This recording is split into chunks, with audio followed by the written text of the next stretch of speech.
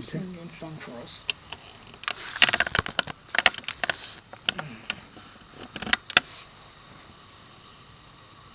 Right. Yeah, it's a nice to work starts too. So guys, you can see what we've done. Nearly done with the one side. And see the look from the corner. Really pretty. Like a carpet feel.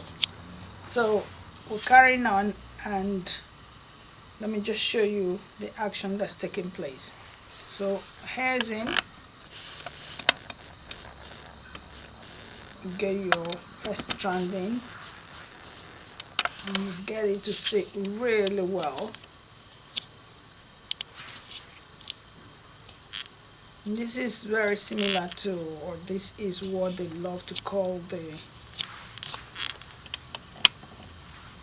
it's not the Ghana Cornrow, it's the other version. So hair goes in, and then this is my way of doing it. Hair drops down and you braid it in. And each time you braid, make sure you pull in it firmly so it sits in really well. In, into your finger, drop it down and take it together while adding your client's hair in.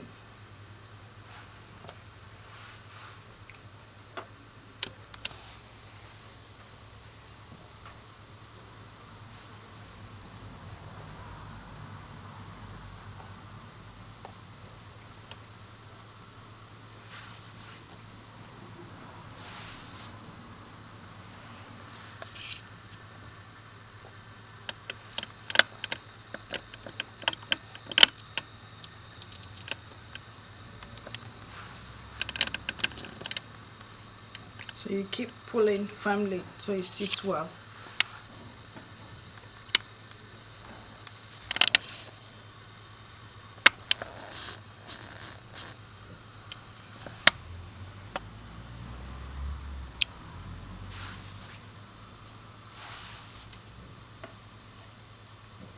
Now you just keep adding as much hair as you feel like adding.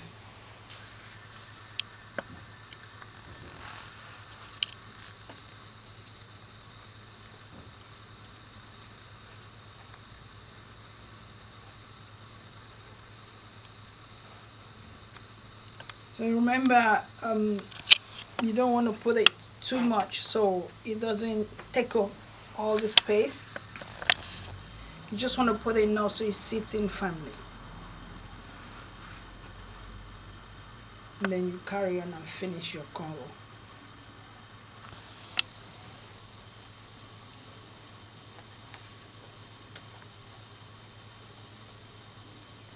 Now the other part that will be of interest to you again is when you get to the end, remember, because of the distance of the cornrow, no matter how long you cut your hair, it may just not match to the tips.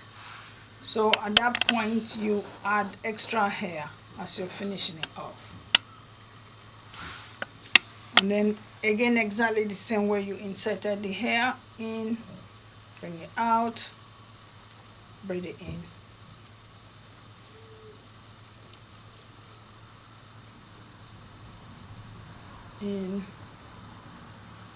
and you keep checking to see that the length is matching with what you actually are expecting to have.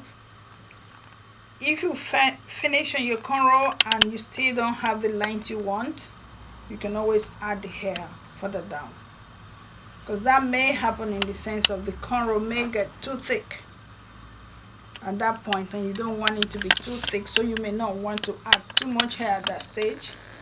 And so you carry on until you've come out of the thickness, then you can add a bit more hair so that it's not too heavy only at that point.